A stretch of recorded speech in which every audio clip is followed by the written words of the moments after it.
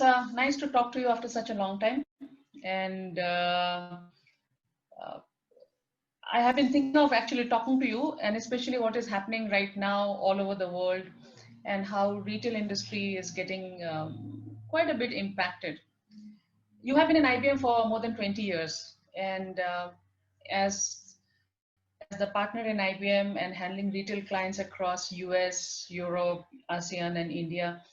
So you have seen a wide variety of retail clients, and small and big. And so I thought it would be really nice for me to get thought leadership from you of what's happening, what is the way forward.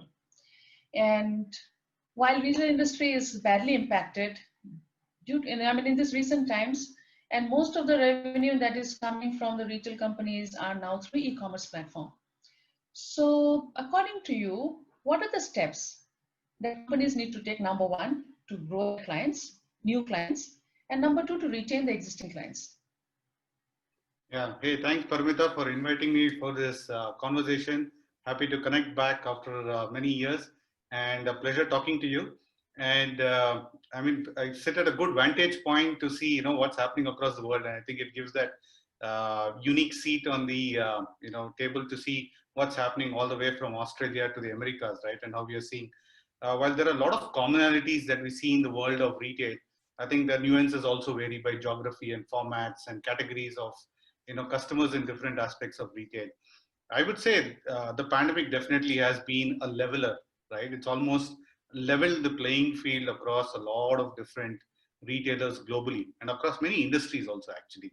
And having said that, what we are seeing is that while the digital spend was more like an optional and a lot of focus on what are the returns, etc., I think very clearly it has moved from being a channel of choice to channel of convenience, probably to the channel of necessity today, right?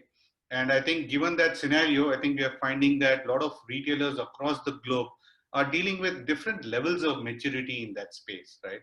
So while there are a lot of retailers who have looked at being very digitally available for customers at the front end, probably there are few who have probably digitally up their game at the back end, right? So if you look at the demand side of retailers, you will find there has been a lot of activity, action on saying that, oh, do I have a marketplace? Am I seen on the web, etc. That varies by geography, different levels of maturity, but at least there is some sort of presence, right?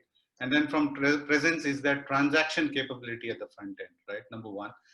Second is, have they gone through the maturity of have the engagement capability with customers at the front end? And probably the fourth one is probably, do they have the personalization maturity at the front end, right? So we see this as different levels of maturity at the front end.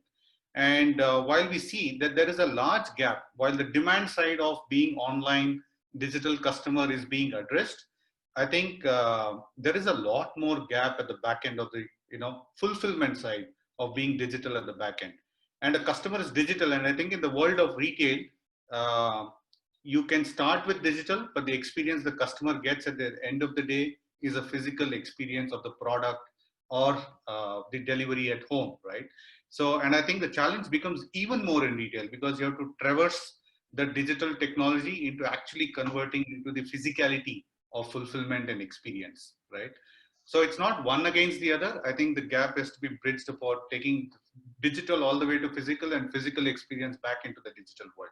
And that's the gap that we continuously see across many parts of the world, many retailers, many formats. And there are few of them who are very conscious about it, covering the gaps, moving very fast, have the budgets and appetites to do that, but a larger part of the segment is definitely struggling.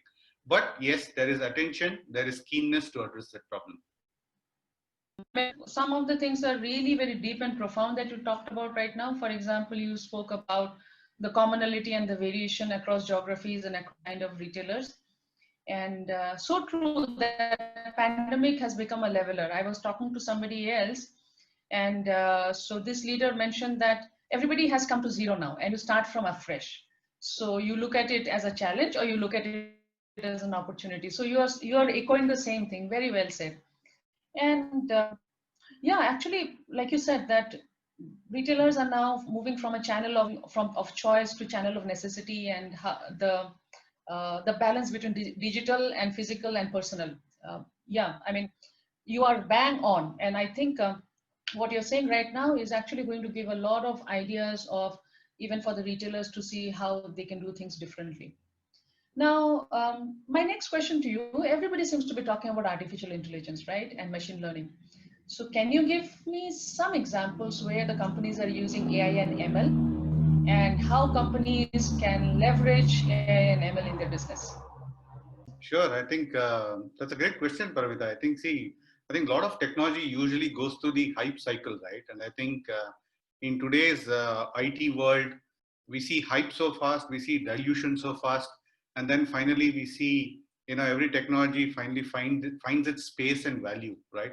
It's about whether we find the industry is willing to experiment, wait, be patient, be persistent with some of the options that some of these new technologies in cloud, AI, blockchain kind of present. And I personally believe that AI, ML has finally begun to find its place, right, in a lot of the industries and especially in retail. And the reason I say that is earlier in the physical world, I think most of the competitiveness would still be within a boundary, right? Because there were physical limitations to size of stores, scale of stores, transaction capability. Can you recognize your consumer as he walks into a store versus as he clicks on your website? It's a very different, opportunity space, right? And with the kind of technology capability it presents.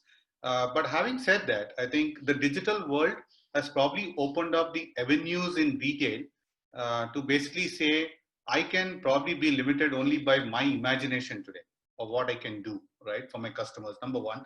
Number two is it is also constrained by the time I have on hand, the money I have on hand, and the skills and capability I have on hand, right? So while there are constraints like that, the technology by itself does not limit you, right? And I think retailers are beginning to realize that there is an opportunity to create, better hygiene in terms of saying, can I just show my orders commits on time and meet them on time, right? Can I show search engines in a better way, in a more personalized fashion? So while we say those are all becoming hygiene elements at this point in time, the second is the value portion of it, right? So when I talk about value, it's about saying, can I get more personalized cross-sell, upsell, right? Can I correlate with can the website still provide me good value even if I don't log in as a known customer versus a typical customer, right? Can I still derive some values of the experience in that space? And third is I can use it to create my own differentiation. Can I create a much better product assortment for myself, right? Can I create saying that, hey, probably a purple looking drink is what I want to invest in because AI ML suggests there is potential value for it. Earlier, if I had to do it humanly, I cannot get to that very quickly. Today, I can. Do I think I need to launch a purple dress or a peach kind of dress? At what fabric, what cuts, what sizes, right? Today, I can do a lot of that, and we're doing it with multiple customers worldwide, saying that I can completely compress the design research for you using AI ML. And I think where we are going with is we're not looking AI ML as a replacement to what you do today, but a terrific augmentation to what you do today, right? And I think the change management with a lot of the business users is I want to work along with AI and not AI will do what I do today, right? So we're seeing an acceptance to that. And having said that, I think today we're also finding solutions have matured over a period of time in IT, right? So we still have point solutions. Can I do something for point of sale or commerce or warehouse management, etc.? And then finally, we came to a point over the years that they become enterprise solutions, right? So today I have software that addresses multiple business processes within the enterprise. And I think where we are going today with technology of AI ML is it has given us the ability to absorb the ecosystem data into my enterprise, right?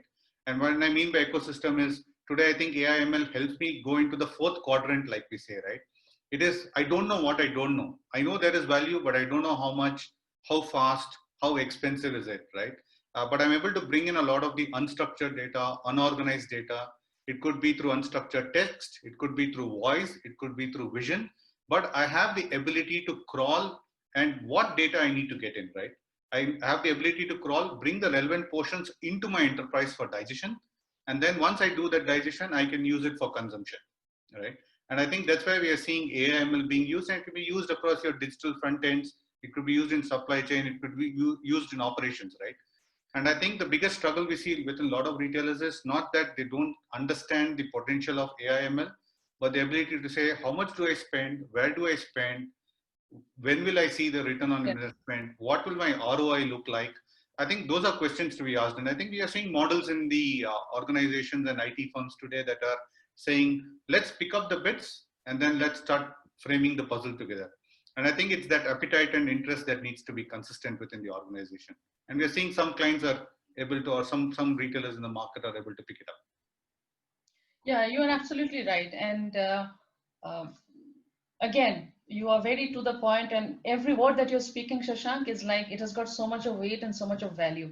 And I've been all intently listening to what you're saying about hygiene versus value, and then you are talking about how to personalize, upsell, cross-sell, and you also brought in that important element. And this actually brings into my next question for you that many retailers must be thinking that okay, fine, I'm hearing a lot about artificial intelligence and machine learning. Where do I start? How do I start? And of course, when is it going to get me the returns? So where do you see, how do you see the retail industry shaping up in the near future? That's one question. And second question would be, and that would be my last question probably for you, is any advice and suggestions that you want to give to retail business? Because um, when we talk about the retail business, there are small scale, medium scale, large scale, and of course, with the challenges coming in, prioritizing the money, the cash flow, and everything. So, what would be your suggestion and advice? Sure, I think so. So two questions in that, right? So I would say, Yeah. for the first one, I would say, where do I start? How do I start, etc. I think we've traditionally seen within the retail industry, IT has been seen as a support function, right? And today with the pandemic, etc., I think it has just exponentially given the acceptance within the industry that it is a driver in your business today, right? It's not a support model in your business today. And I think fundamentally, just like I would think of investing in stores, think of investing in warehouses, right? I think we need to look at from a retail industry that I need to start thinking of investing more in IT, right? And typically we've seen in the retail industry, IT budgets have been very minimal as compared to many other industries. And I think we probably are seeing a lot more uptick coming up, right? And it's no more IT standing on its own and delivering function, right? So we're seeing IT as a function within retail is coming together with the CEOs, CMOs, CFOs, CIOs, CTOs, security officers, data officers, cloud technology providers, etc. Right? So it's an whole. It's almost like as you set up a store, I'm actually setting up my business in IT in the same manner, right? So that's a fundamental mind shift change that we are seeing has gained a lot more acceptance within the industry today. And secondly, not more as an advice, but I think what we are seeing as a lot of the lessons learned that we are looking at, right? So today, I think the biggest differentiator we have, especially on born on the cloud retailers to a lot of the legacy, I'm not digitally online retailers. So there's a wide spectrum, right? And there is different appetites, different spends, different market segments that they're addressing, etc. And I think fundamentally two things I would say in this is I think this is the opportunity to probably say this is the space I'm going to go after, right? Am I going to be known for cost, known for convenience, known for assortment, known for experience? Is one way to look at it, right? And then I place my brand strategy accordingly. And second is to be able to say, am I going to be a retailer for all segments in the society, or am I a youth segment? Am I a aged segment? Am I a middle spender segment, etc. Right? And I think we need to pick and choose. I don't think we can be generic across the board unless you have the big budgets to do that, right? And then I think the whole IT system of spend in terms of, how you want to be more targeted, how you want to be more clear in terms of, penetrating into that market share will follow accordingly. I think without that, I think it becomes a lot more loose spend. We will try a lot of things in retail. IT will bring in a lot of products, but then I think it will probably have a lot more dilution than penetration, right? So I think that's one pitfall that we are seeing that we are coming across. And I think lastly, I would leave with is the world is going digital, right? So the more you're investing in data in your enterprise, and then like I was mentioning, it depends on, how you want to use it is clear. And I think you need to be able to then bring in that right data internally and externally to get to that penetration. And almost to the mindset that use and see data as your new employee in the organization, right? So train it, invest in it, and it will perform for you, right? And I think that's a message I would leave the industry with. Wow, Shashank, that is like what to say. Data, treat data as your employee, train it, and invest in it. Wow, wow! It's going to be your brand statement, Shashank. I think it was really beautiful the way you brought everything together, and this is almost like real good suggestion, almost like a crash course that I can think about. You are talking about all of those businesses to look at their brand, look at their niche, and look at the segment they want to serve. And it's not about everybody everywhere all over the place. And above all, you are talking about have a strategy which is tied to your financials, tied to your technology, tied to your clients, and tied to the data part of it as well. Yeah, it has been a wonderful discussion, Shashank. Thank you so much for your time. And the last sentence that you spoke about, that treat data as your new employee, is something which is like a key takeaway, I would say. Thank you so much for your time. Sure. Thank you.